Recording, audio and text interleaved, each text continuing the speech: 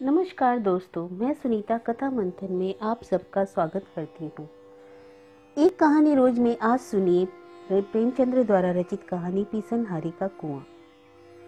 गोमती ने मृत्यु शैया पर पड़े हुए चौधरी विनायक सिंह से कहा, चौधरी, मेरे जीवन की यही लालसा थी।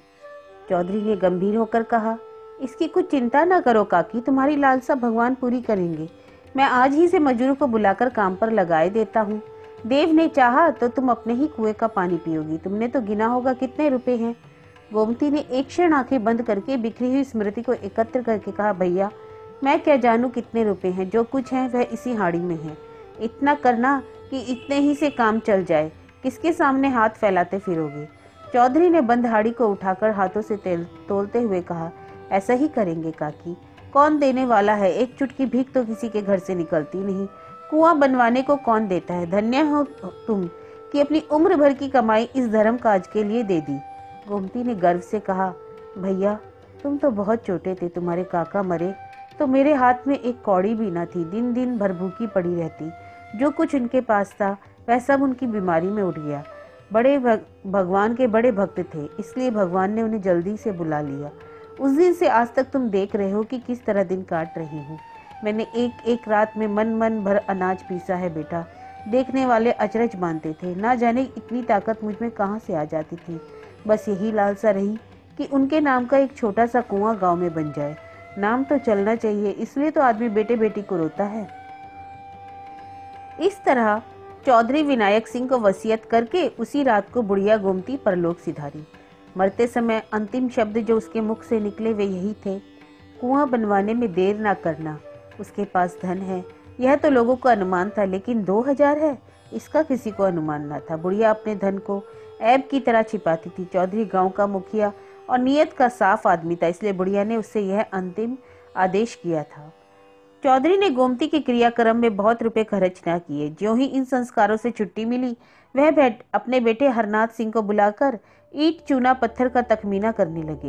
हरनाथ अनाज का व्यापार करता था। कुछ देर तक तो वह बैठा सुनता रहा और फिर बोला, अभी 2-4 महीने कुआं ना बने तो कोई बड़ा हरज है। चौधरी ने हूं करके कहा, हरज तो कुछ नहीं, लेकिन देर करने का काम ही क्या है। रुपए उसने दे ही दिए हैं, हमें तो सेत में यश मिलेगा। गोमती ने मरते मरते जल्द कुआं बनवाने को कहा था। हरनाथ, हाँ कहा तो था, लेकिन आजकल बाजार अच्छा है। 2-3 हजार का अनाज भर लिया जाए तो अघन पुस्तक सवाया हो जाएगा। मैं आपको कुछ सूद दे दूंगा। चौधरी का मन शंका और भय से दुविधा में पड़ गया। 2000 के कहीं 2500 हो गए तो क्या कहना, जगमोहन से कुछ बेल बूटे बनवा दूंगा। लेकिन वह था कि कहीं घाटा हो गया तो। इस शंका को वह छिपा न सके। बोले, जो कहीं घाटा हो गया तो। हरनाथ ने तड़प कर कहा, घाटा क्या होगा, कोई बात है। मान लो घाटा हो जाए तो। हरनाथ ने उत्तेजित होकर कहा, यह कहो कि तुम रुपए नहीं देना चाहते, बड़े धर्मात्मा बने हो।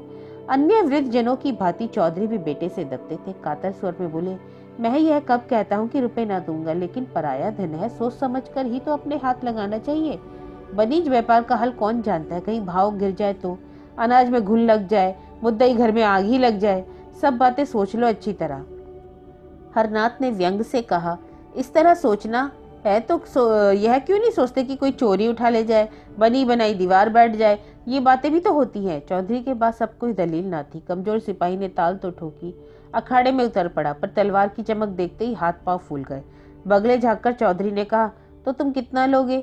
हरनाथ कुशल योद्धा की बात शत्रु को पीछे हटता देखकर बफर कर बोला, सबका सब दे दीजिए। 150 लेकर क्या खिलवाड़ करना है। चौधरी राजी हो गए। गोमती ने उन्हें रुपए देते किसी ने ना देखा था। लोक निंदा का तो भय ना था। हरनाथ ने अनाज भरा। अनाजों के बोरों का ढेर लग गया। आराम की मीठी नींद सोने वाले चौधरी अब सारी रात बोरों की रखवाली करते थे। मजाल ना थी कि कोई चुईया बोरों में घुस जाए। चौधरी इस तरह झपटते कि बिल्ली भी हार मान लेती। इस तरह 6 महीने बीत गए। पोष में अनाज बिका। पूरे 500 रुपए का लाभ हुआ। हरनाथ ने कहा, इसमें से 50 रुपए आप ले लें।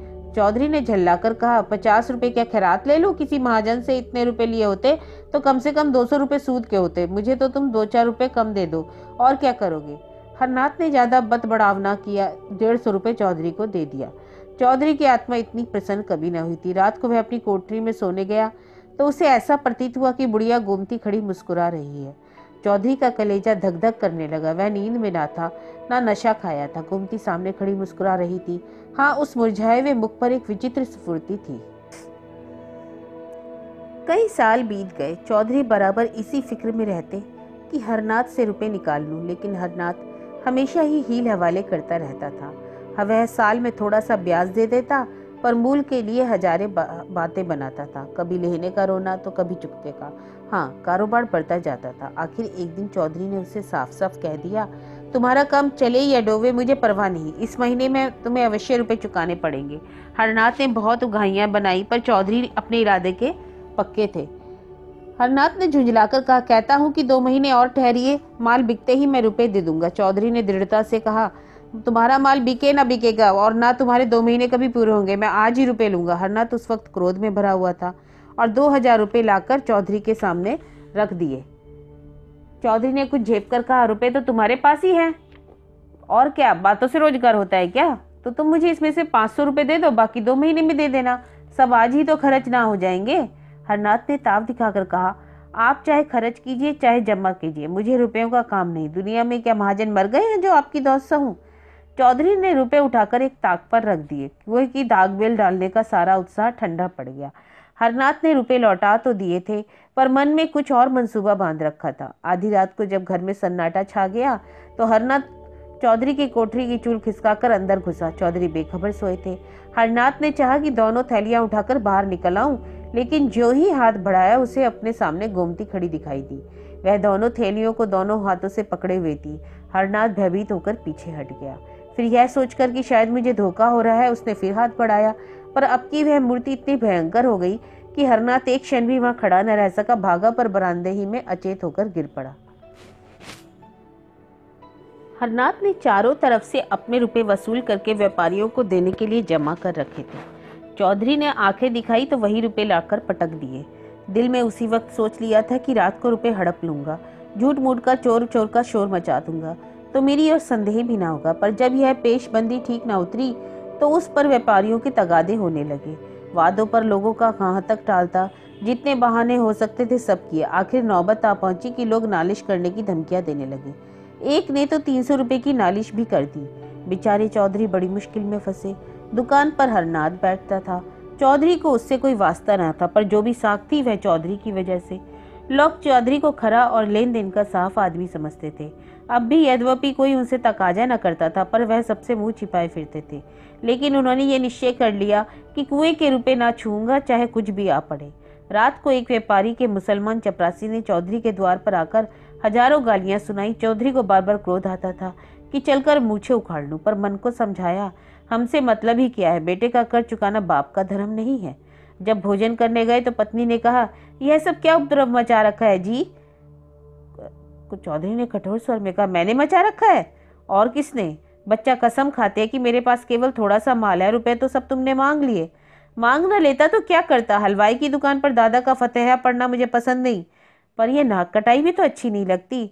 तो मेरा क्या बस है भाई, कभी कुआं अभी कुआं नहीं बनेगा, 5 साल हो गए। इस वक्त उसने कुछ नहीं कहा। 1 जून भी मुंह झूठा करके उठ गया था। तुम्हें समझाकर खिलाना चाहिए ना, दाना पानी छोड़ देने से तो रुपए ना मिलेंगे। तुम ही क्यों नहीं जाकर समझा देते? मुझे इस वक्त वह अपना बैरी समझा हुआ है। मैं रुपए ले जाकर बच्चा को दिया आती हूँ, हाथ में जब रुपए आए तो कुआं बनवा देना। नहीं नहीं, ऐसा गजब ना करना, इतना बड़ा विश्वासघात ना करूंगा, चाहे घर ही मिट्टी में क्यों ना मिल जाए। लेकिन स्त्री ने इन बातों की ओर ध्यान ना दिया। वह लपक कर भीतर गई और थैलियों पर हाथ डालना ही चाहती थी कि एक चीख मारकर हट गई। उसकी सारी देह सितार के तार की भांति कांपने लगी। चौधरी ने घबराकर पूछा, क्या हुआ? क्या तुम्हें चक्कर तो नहीं आ गया? स्त्री ने ताक और भयावतर नेत्रों से देखकर कहा, चुड़ैल वहीं खड़ी है। चौधरी ने ताक की ओर देखकर कहा, कौन चुड़ैल? मुझे तो कोई नहीं दिखता। मेरा कलेजा धक धक कर रहा है। ऐसा मालूम हुआ जैसे उस बुढ़िया ने मेरा हाथ पकड़ लिया। यह सब भ्रम है। बुढ़िया को मरे 5 साल हो गए हैं। क्या वह अब तक बैठी है? मैंने साफ देखा है, वही थी। बच्चा भी कहता था उन्होंने रात को थैलियों पर हाथ रखे देखा था। क्या वह रात को मेरी कोठरी में गया था? तुमसे कुछ रुपयों के विषय में ही कहने आया था, उसे देखते ही भागा। अच्छा, तो फिर अंदर जाओ, मैं देखता हूँ। स्त्री ने कान पर हाथ रखकर कहा, ना बाबा ना, अब मैं उस कमरे में कदम ना रखूंगी। चौधरी, अच्छा मैं जाकर देखता हूँ। चौधरी ने कोठरी में जाकर दोनों थैलियां ताक पर से उठा ली। किसी प्रकार की शंका न हुई। गोमती की छाया का नाम भी नहीं था। स्त्री द्वार पर खड़ी झांक रही थी। चौधरी ने आकर गर्व से कहा, मुझे तो कहीं कुछ ना दिखाई दिया, वहां होती तो कहाँ चली गई? क्या जाने तुम्हें क्यों नहीं दिखाई दी, तुमसे उसे स्नेह था इसी से हट गई। तुम्हें भ्रम हो गया और कुछ नहीं। स्त्री, बच्चा बुलाकर पुछाई देती हूँ, खड़ा तो हूँ, आकर देख क्यों नहीं लेती? चौधरी ने कहा। स्त्री को कुछ आश्वासन हुआ। उसने ताक के पास जाकर डरते डरते हाथ बढ़ाया और जोर से चिल्लाकर भागी और आंगन में आकर दम लिया। चौधरी भी उसके साथ आंगन में आ गया। विस्मय से बोला, क्या हुआ, क्या हुआ? व्यर्थ में क्यों भागी चली आई? मुझे तो कुछ दिखाई ना दिया। स्त्री ने हाफते हुए तिरस्कारपूर्ण स्वर में कहा, चलो हटो, अब तक तो तुमने मेरी जान ही ले ली। ना जाने तुम्हारी आंखों को क्या हो गया है। खड़ी तो है वह डायन। इतने में हरनाथ भी वहां आ गया। माता को आंगन में पड़े देखकर बोला, क्या है अम्मा, कैसा जी है? स्त्री, वह चुड़ैल आज 2 बार दिखाई दी बेटा। मैंने कहा लाओ तुम्हें रुपए दे दो, फिर जब हाथ में आएंगे तो कुआं बनवा दिया जाएगा। लेकिन जो ही थैलियों पर हाथ रखा, चुड़ैल ने मेरा हाथ पकड़ लिया। मेरे तो प्राण ही निकल गए। हरनाथ, किसी अच्छे ओझा को बुलाना चाहिए जो इसे मार भगाए। क्या रात में तुम्हें भी दिखाई दी थी? हाँ, मैं तुम्हारे पास एक मामले में सलाह करने आया था। ज्यों ही अंदर कदम रखा, वह चुड़ैल ताक के पास खड़ी दिखाई दी। मैं बदवाहस होकर भागा। अच्छा, तो फिर जाओ। कौन? अब मैं ना जाने दूं, कोई चाहे लाख रुपए की बात क्यों ना कह दे। स्त्री बोली। हरनाथ, मैं भी अब ना जाऊंगा। चौधरी, मगर मुझे दिखाई नहीं देती, बात क्या है आखिर? हरनाथ, क्या जाने, आपसे डरती होगी। आज ही किसी ओझा को बुलाना चाहिए। चौधरी, कुछ समझ में नहीं आता, क्या माजरा है? क्या हुआ बेजू के पांडे की डिग्री का? हरनाथ इन दिनों चौधरी से इतना जलता था कि अपनी दुकान के विषय में कोई बात उनसे न कहता था। आंगन की तरफ ताकता हुआ मनो हवा में बोला, जो होना का होगा, मेरी जान के सिवा कोई क्या ले लेगा? जो खा गया हूँ वह तो उगला नहीं ना जा सकता। कहीं उसने डिग्री जारी कर दी तो? चौधरी ने कहा। हरनाथ, तो क्या हुआ, दुकान में 400-500 का माल है, नीलाम हो जाएगा। चौधरी, कारोबार तो सब चौपट हो जाएगा ना बेटा। अब कारोबार नाम का कहाँ तक रहूं मैं? अगर पहले से मालूम होता तो कुआं बनवाने में इतनी जल्दी है तो काम छेड़ता ही क्यों? रोटी दाल तो पहले भी मिल जाती थी, बहुत होगा तो 2-4 महीने हवालत में रहना पड़ेगा। इसके सिवा और क्या हो सकता है? माता ने कहा, जो तुम्हें हवालत में ले जाए तो उसका मुंह न झुलस दूं? हमारे जीते जी तुम्हारे हवालत में जाओगे?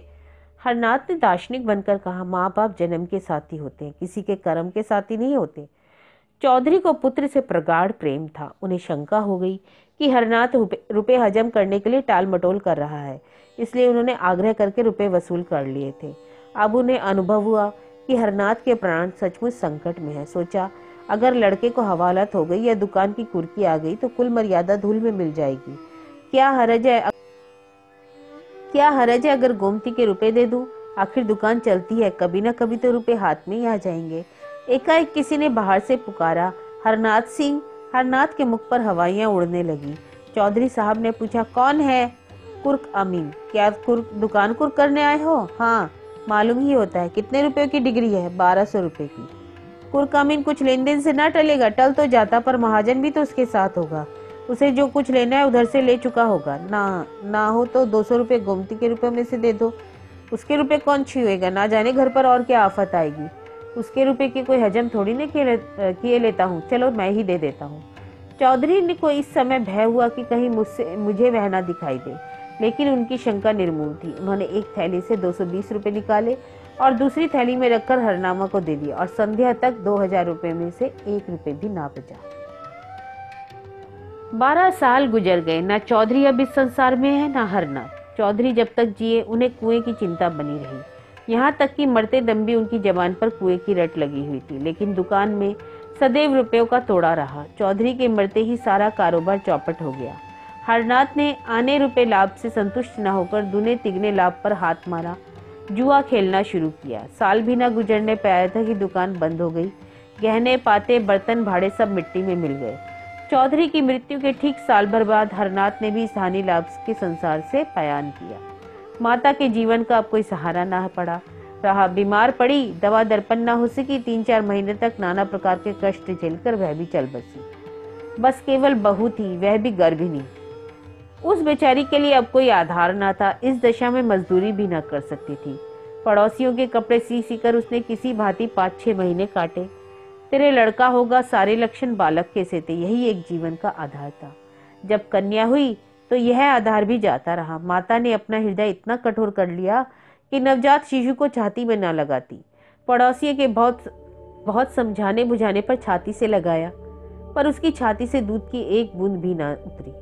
उस समय अभागिनी माता के हृदय में करुणा, वात्सल्य और मोह का एक भूकंप सा आ गया। अगर किसी उपाय से उसके स्तन की अंतिम बूंद दूध बन जाती तो वह अपने आप को धन्य मानती। बालिका की वह भोली, दीन, याचना में सतृष्ण छवि देखकर उसका मातृ हृदय मानो सहस्र नेत्रों से रुद्रन करने लगा था। उसके हृदय की सारी शुभेच्छाएं, सारा आशीर्वाद, सारी विभूति, सारा अनुराग मानो उसकी आंखों से निकलकर उस बालिका को उसी भांति रंजित कर देता था जैसे इंदु का शीतल प्रकाश पुष्प को रंजित कर देता है। पर उस बालिका के भाग्य से मातृ प्रेम के सुख न बंधे थे। माता ने कुछ अपना रक्त, कुछ ऊपर का दूध पिलाकर उसे जिलाया, पर उसकी दशा दिनों दिन जीर्ण होती जाती थी। एक दिन लोगों ने जाकर देखा तो वह भूमि पर पड़ी हुई थी और बालिका उसकी छाती से चिपटी उसके स्तनों को चूस रही थी। शोक और दरिद्रता से आहत शरीर में रक्त कहाँ जिसमें दूध बनता। वही बालिका पड़ोसियों की दया भिक्षा से पगलकर एक दिन घास खोदती हुई उस स्थान पर जहाँ पहुंची जहाँ बुढ़िया गोमती का घर था। छप्पर कब के पंचभूतों से मिल चुके थे। केवल जहां तहां दीवारों के चिन्ह बाकी थे। कहीं कहीं आधी आधी दीवारें खड़ी थी। बालिका ने ना जाने क्या सोचकर खुरपी से गड्ढा खोदना शुरू किया। दोपहर से सांझ तक वह गड्ढा खोदती रही। ना खाने की सुध थी, ना पीने की, ना कोई शंका, ना भय। अंधेरा हो गया पर वह ज्यों की त्यों बैठी गड्ढा खोद रही थी। उस समय किसान लोग भूल कर भी उधर से ना निकलते थे, पर बालिका निशंक बैठी भूमि से मिट्टी निकाल रही थी।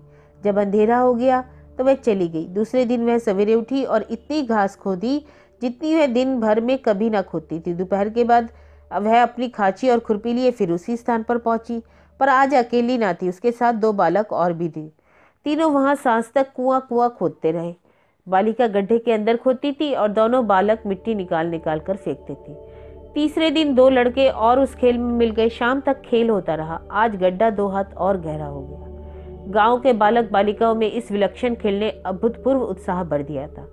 चौथे दिन और भी कई बालक आ मिले। सलाह हुई कौन अंदर जाए, कौन मिट्टी उठाए, कौन झउआ खींचे।